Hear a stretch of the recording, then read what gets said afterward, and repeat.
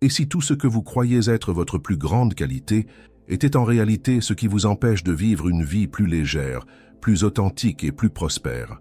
Et si être trop bon, toujours gentil, toujours compréhensif, toujours en train de dire oui, vous éloignait lentement de ce que vous êtes vraiment?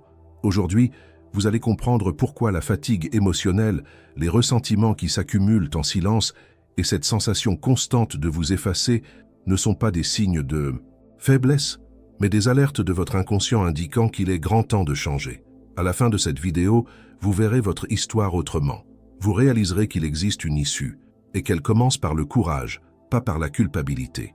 Alors, restez avec moi, car ce que vous allez entendre maintenant peut transformer la façon dont vous vous voyez et dont vous vous positionnez dans le monde. Dès le plus jeune âge, on nous apprend que la bonté est une vertu, que plaire aux autres est un signe de maturité, de bonne éducation, voire d'évolution spirituelle, que ravaler ses larmes, dissimuler sa colère et maintenir la paix est une preuve de caractère. Mais ce que personne ne dit, c'est que derrière cette étiquette de bonne personne peut se cacher un piège silencieux, une prison émotionnelle dans laquelle beaucoup se retrouvent, en essayant d'être tout pour tout le monde et en s'éloignant toujours davantage d'eux-mêmes. Peut-être vivez-vous cela en ce moment, sans même vous en rendre compte. Et non, ce n'est ni du drame ni une exagération, c'est un symptôme réel de quelque chose qui doit être regardé en face. Carl Jung, l'un des plus grands noms de la psychologie, disait quelque chose de profondément troublant. La bonté qui ne naît pas de la conscience se transforme en faiblesse psychologique. Autrement dit, lorsque vous vivez pour plaire, pour être accepté, pour ne déplaire à personne, vous pouvez paraître admirable à l'extérieur, mais à l'intérieur s'accumule le ressentiment, la colère contenue et un sentiment constant d'injustice. Et c'est là le point essentiel. Peut-être que votre plus grande souffrance ne vient pas de ce que les autres vous font, mais de ce que vous ne faites pas pour vous-même. Combien de fois avez-vous dit « ça va » alors que clairement ça n'allait pas? Combien de fois avez-vous étouffé votre vérité pour éviter le conflit? Combien de fois vous êtes-vous effacé, diminué, par peur de paraître égoïste, ingrat ou trop difficile? Le problème n'est pas d'être bon. Le problème apparaît lorsque cette bonté devient une stratégie inconsciente, de survie émotionnelle, où vous tentez de préserver les liens à n'importe quel prix, même si le coût est votre propre santé émotionnelle. Jung nous invite à regarder un concept fondamental, la persona, le masque que vous portez chaque jour, souvent sans même vous en rendre compte. Cette persona se construit au fil de la vie, à partir de vos expériences, de vos blessures, des regards que vous avez voulu conquérir et des critiques que vous avez cherché à éviter. Peut-être avez-vous appris que rester calme évite les conflits, que se montrer compréhensif fait que les gens vous apprécient, que dire oui vous rend indispensable. Et ainsi, vous avez créé la persona du gentil, du pacificateur, de celui qui comprend tout, mais ce masque a un prix, et c'est vous qui le payez. Car plus vous vous identifiez à cette image de perfection émotionnelle, plus vous cachez vos parts authentiques. Votre colère devient culpabilité, votre frustration devient silence, votre désir de poser des limites devient peur du rejet. Et savez-vous ce que disait Jung? Tout ce que vous refoulez ne disparaît pas. Cela descend simplement dans l'inconscient. Cela reste là, endormi, en attendant une faille pour se manifester. Et lorsque vous ne reconnaissez pas ce que vous ressentez, vous ne choisissez pas, vous réagissez.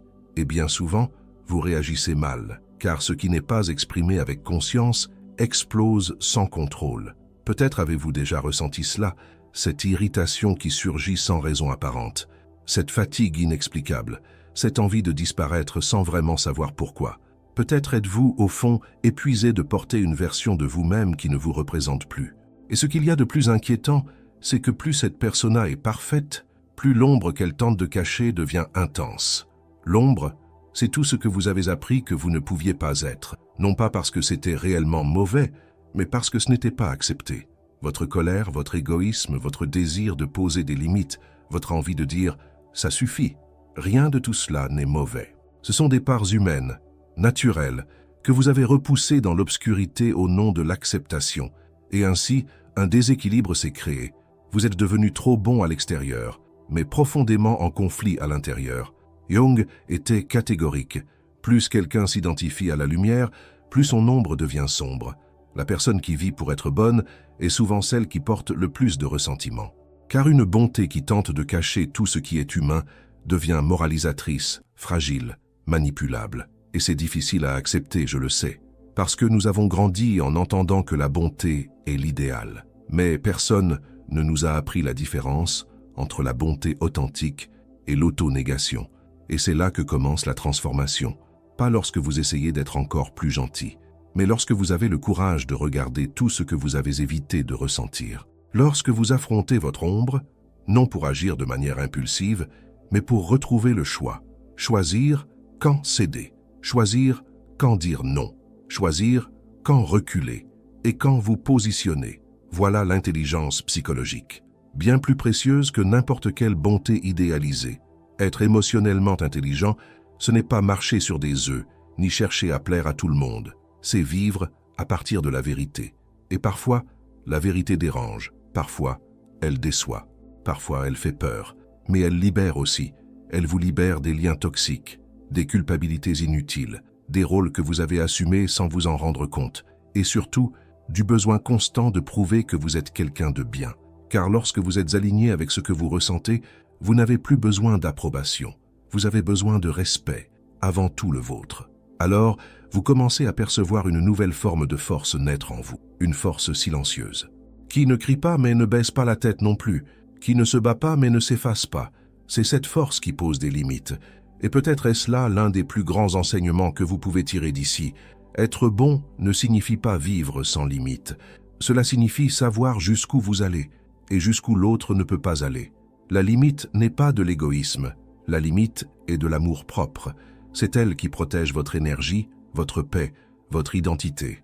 Sans limite, vous vous dissolvez dans l'autre. Sans limite, vous devenez un personnage et non une personne. Et, ironiquement, moins vous avez de limites, moins vous recevez de respect. Car l'inconscient de l'autre sent quand vous ne vous soutenez pas vous-même, quand vous vous excusez d'exister, quand vous vous donnez avant même qu'on ne vous le demande. Dire non peut être difficile au début. Cela peut provoquer de l'inconfort, des éloignements, voire des accusations. Mais cela révèle aussi ceux qui n'étaient là que parce qu'ils profitaient de votre absence de limite. Et là encore, vous vous retrouvez face à un choix. Continuer à plaire et à vous effacer, ou assumer votre vérité, même si cela vous coûte certaines relations. Car comme le disait Jung, des liens qui n'existent qu'au prix de votre propre effacement ne sont pas des liens, ce sont des dépendances. Et ce chemin n'est pas simple, je le sais. Il exige des ruptures intérieures. Il exige de renoncer à l'image du gentil, du compréhensif, du parfait. Il exige d'affronter la peur de décevoir, de déplaire, de perdre des liens. Mais au bout de ce chemin, il y a quelque chose de bien plus précieux, votre authenticité. Vous cessez de jouer la bonté et vous commencez à vivre vraiment. Dans ce processus, il est possible que vous ressentiez de la culpabilité en vous mettant en premier, de l'anxiété en disant non, de l'inconfort à ne plus tout justifier. Mais sachez-le, ce n'est pas une erreur, c'est un signe de transformation. Ce sont les symptômes de l'ancien schéma qui se défait. Et peu à peu, vous ressentirez plus de légèreté, plus de clarté, plus de vérité, car être bon ne signifie pas être parfait. Être bon, c'est être entier. Et être entier, c'est reconnaître votre lumière et votre ombre. C'est avoir le courage d'être qui vous êtes, même si cela ne plaît pas à tout le monde. Parce qu'au fond, la seule approbation qui compte vraiment, c'est celle de votre propre conscience. Et c'est précisément à cet endroit du chemin que beaucoup de personnes s'arrêtent, parce qu'elles n'ont pas été préparées à faire face à la liberté d'être elles-mêmes. Elles savent comment plaire, comment s'adapter, comment faire taire leurs désirs pour entrer dans les attentes des autres. Mais lorsqu'elles se retrouvent enfin devant la possibilité de se choisir, la peur surgit. La peur de paraître égoïste, d'être mal interprétée, de perdre l'amour ou la reconnaissance de ceux qu'elles voulaient tant garder près d'elles. Et c'est là que vous devez vous rappeler. Il n'existe pas de vie authentique sans un certain niveau de perte. Mais de l'autre côté de la douleur de la perte, il y a quelque chose de bien plus précieux, la retrouvaille avec votre vérité. Carl Jung disait que le processus d'individuation, ce mouvement intérieur qui nous invite à devenir ce que nous sommes réellement, ne se fait ni du jour au lendemain, ni sans inconfort, car il exige que nous abandonnions d'anciens labels, des rôles qui, pendant longtemps, ont garanti notre survie émotionnelle. Être le compréhensif, le toujours disponible, le gentil qui ne crée jamais de problème, a peut-être été ce que vous avez appris pour ne pas être abandonné. Et c'est d'accord, cela vous a protégé. Mais aujourd'hui, cela est peut-être en train de vous emprisonner. La personne qui commence à s'individuer traverse une forme de deuil, le deuil d'elle-même, le deuil de la version qu'elle a construite pour plaire, le deuil de la persona qu'elle soutenait, même dans la douleur. Et ce deuil est réel, il fait mal, parce que l'on a l'impression de trahir ce que l'on a été jusqu'ici, mais ce n'est pas le cas. On choisit simplement de grandir. Et grandir dans la psychologie de Jung ne signifie pas s'améliorer ni devenir parfait. Grandir signifie s'approprier qui l'on est, avec force et fragilité, avec lumière et ombre, avec tout ce qui nous rend humains. C'est pour cela que les personnes qui traversent ce processus commencent à se connecter à une nouvelle force intérieure, une force qui n'a plus besoin d'être validée, qui ne se mesure plus à l'acceptation des autres, mais à la cohérence intérieure. Cette paix silencieuse qui apparaît lorsque vous dites non et que vous vous sentez en paix, même si l'autre n'aime pas. Lorsque vous refusez une invitation qui n'a plus de sens et qu'au lieu de culpabilité, vous ressentez du soulagement. Lorsque vous cessez de trop expliquer, de tout justifier, et que vous réalisez que ceux qui vous aiment vraiment comprennent aussi vos silences.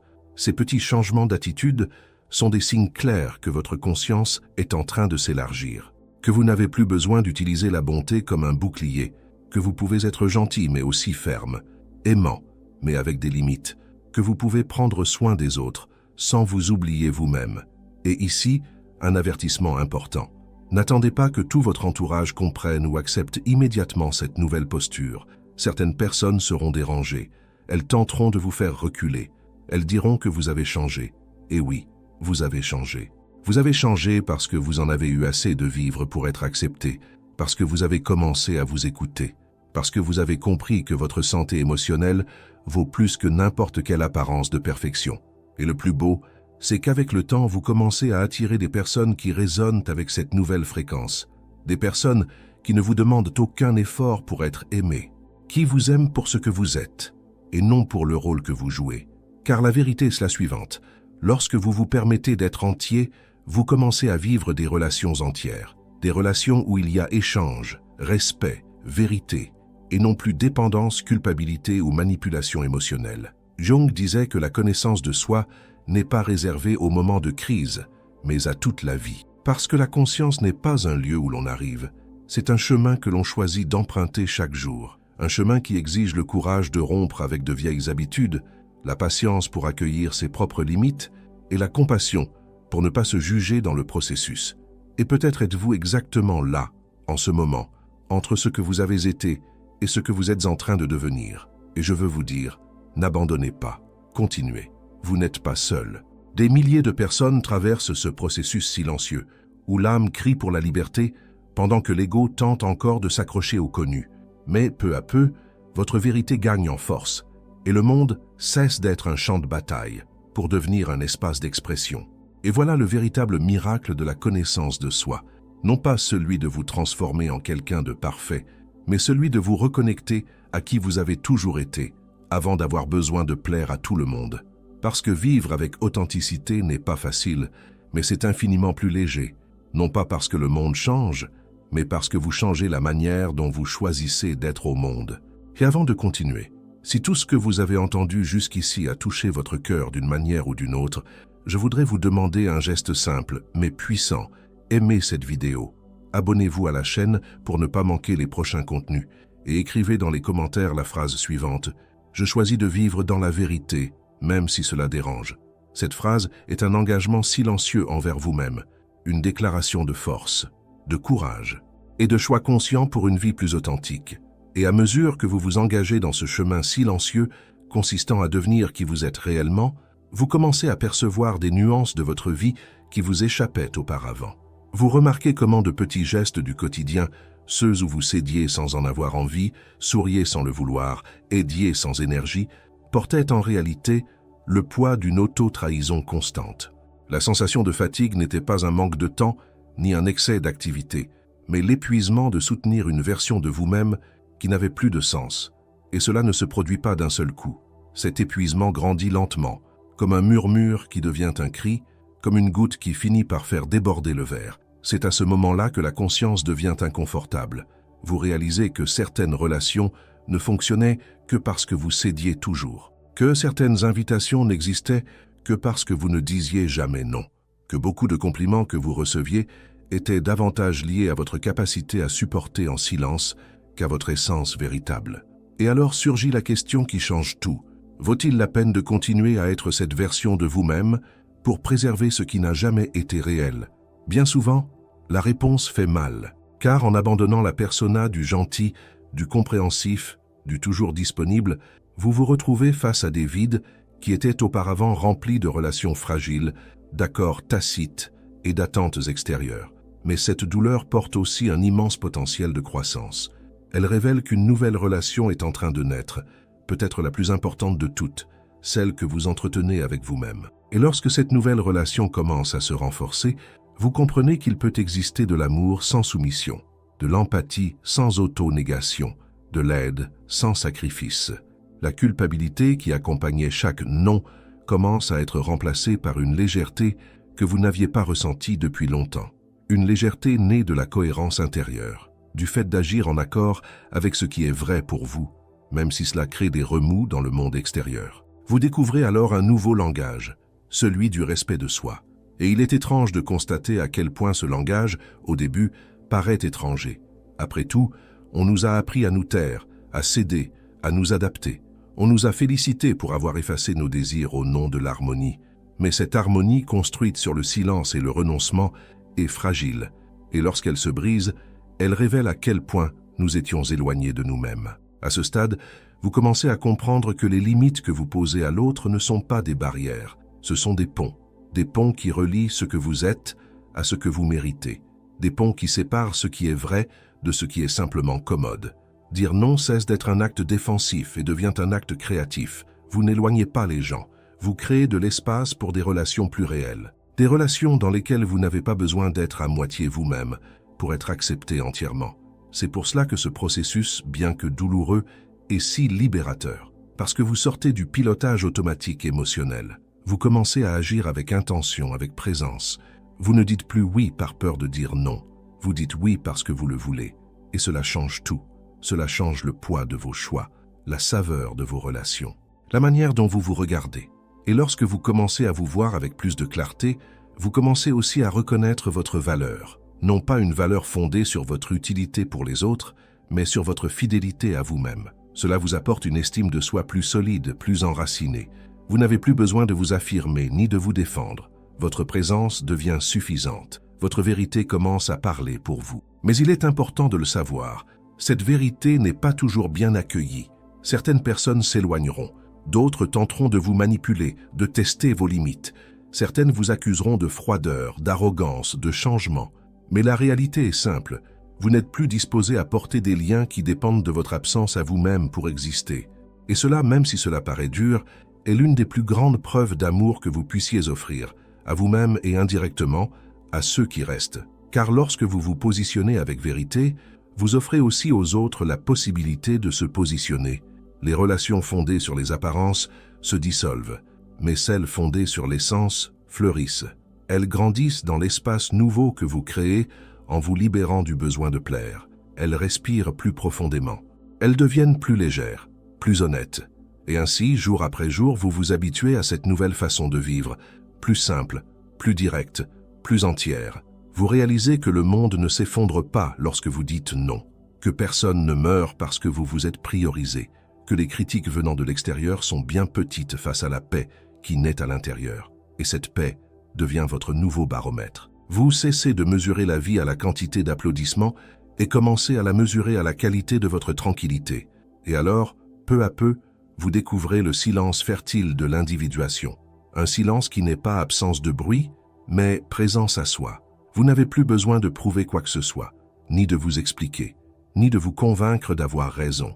Vous vivez simplement, entier, vrai, avec légèreté et profondeur, avec fermeté et douceur, avec l'âme. Et lorsque vous commencez à vivre dans cet état de plus grande présence et de vérité, ce qui semblait autrefois essentiel commence à perdre son sens. Les petites obligations sociales qui vous épuisaient, les oui automatiques qui vous vidaient, les rôles que vous jouiez pour vous sentir accepté, tout cela commence à paraître lointain, comme si cela appartenait à une vie ancienne, à un personnage que vous incarniez si bien que vous avez fini par croire qu'il était réel. Et pourtant, ce n'était qu'un masque que vous choisissez maintenant d'enlever, non par révolte mais par maturité, parce qu'il arrive un moment où maintenir le déguisement coûte plus cher que perdre les applaudissements. Vous commencez à percevoir avec une lucidité presque douloureuse qu'une grande partie de votre souffrance ne venait pas du monde. Elle venait de l'effort constant de soutenir un « moi » que les autres approuveraient. Elle venait de la répétition quotidienne d'un scénario où vous étiez toujours le gentil, le compréhensif, le fort, le disponible, celui qui tient bon. Et dans ce scénario, vous vous oubliiez, non par manque d'amour, mais par excès de peur. La peur d'être jugé, d'être qualifié d'égoïste, de décevoir. Mais ce que Jung nous a enseigné, et qui se révèle maintenant dans l'expérience vécue, c'est qu'aucune transformation véritable n'a lieu sans l'inconfort de briser des images. C'est alors qu'un changement très subtil commence à s'opérer, la relation que vous entretenez avec votre propre ombre. Cette part de vous autrefois jugée inacceptable, l'égoïsme, la colère, l'orgueil, le désir de poser des limites, commence à être accueillie, non comme quelque chose à dominer, mais comme une partie légitime de ce que vous êtes. Vous comprenez que vous n'avez plus besoin d'effacer votre force pour être aimé, que vous pouvez être ferme et malgré tout être respecté, que vous pouvez dire non et rester digne d'affection, car s'aimer avant tout, c'est cesser de se violenter pour maintenir des liens fragiles. Vous devenez plus silencieux, non parce que vous avez peur de parler, mais parce que vous choisissez vos mots avec plus de sagesse. Vous commencez à mieux écouter le monde, l'autre, mais surtout vous-même, et vous réalisez que votre corps vous parlait bien avant que votre esprit ne comprenne. La fatigue chronique, l'irritation constante, le manque de patience, les épisodes d'anxiété, tout cela était des appels à l'aide, des signaux indiquant que vous viviez trop loin de votre essence. À présent, avec ce nouveau regard, vous apprenez à respecter ces signes, à faire une pause avant l'effondrement, à vous retirer avant de vous briser, car vous comprenez que vous n'avez plus besoin de prouver votre valeur. Votre valeur ne réside pas dans ce que vous endurez, mais dans ce que vous êtes en vérité. Et être vrai exige un courage rare, le courage de décevoir, le courage de perdre l'admiration, le courage de supporter l'inconfort, de ne plus entrer là où auparavant vous vous adaptiez si bien. Et malgré tout, rester firme, aligné, en paix. Lorsque cette nouvelle conscience s'installe, quelque chose d'encore plus profond se produit. Vous acceptez que la vie n'est pas faite pour plaire à tout le monde, ni pour être compris par tous. Elle est faite pour être intègre, et l'intégrité n'a pas besoin de public.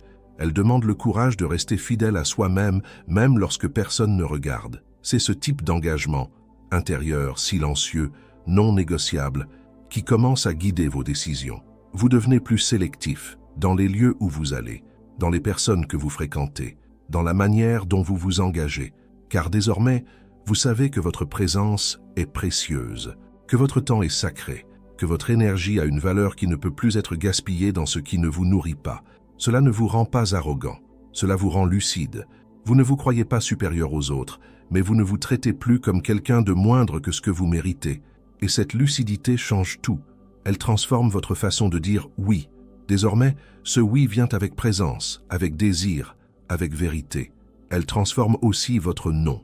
Autrefois redouté, il devient libérateur, car lorsque vous dites non à l'autre, bien souvent, vous vous dites oui à vous-même. Cette inversion de logique, jadis impensable, devient peu à peu naturelle. Vous vous sentez plus léger, plus entier. Non parce que la vie est devenue facile, mais parce que vous avez cessé de lutter contre vous-même. Votre relation au passé change également. Vous cessez de vous reprocher les moments où vous vous êtes effacé. Vous comprenez que c'était le mieux que vous pouviez faire avec le niveau de conscience que vous aviez alors. Et vous pardonnez. Pas un pardon superficiel, mais un pardon réel, né d'une compréhension profonde. Nous sommes tous en apprentissage. Chaque pas, même douloureux, était nécessaire pour vous amener jusqu'ici, jusqu'à cette nouvelle version de vous, plus consciente, plus présente, plus libre. À ce stade, vous découvrez le silence confortable de l'authenticité. La liberté de ne plus tout justifier, de ne plus avoir besoin d'être compris par tous, de ne plus porter de vêtements émotionnels qui ne vous vont plus. Vous vivez sans vous cacher, sans demander la permission, sans vous mutiler émotionnellement pour entrer là où il n'y a pas de place. Vous n'essayez plus d'être bon, vous êtes entier. Et la beauté de cette intégrité, c'est que, lorsque vous vivez à partir d'elle, vous devenez naturellement plus compatissant.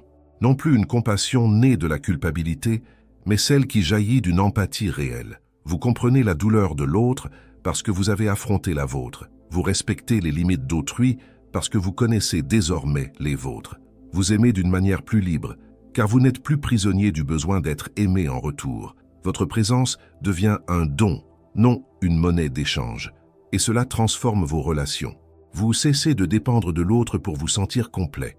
Vous cessez de mendier la reconnaissance. Vous commencez à partager votre vie avec des personnes sur le même chemin. Des personnes qui ne vous exigent pas la perfection, mais vous accueillent dans votre vérité. Avec elles, le lien est plus léger, plus profond, plus réel.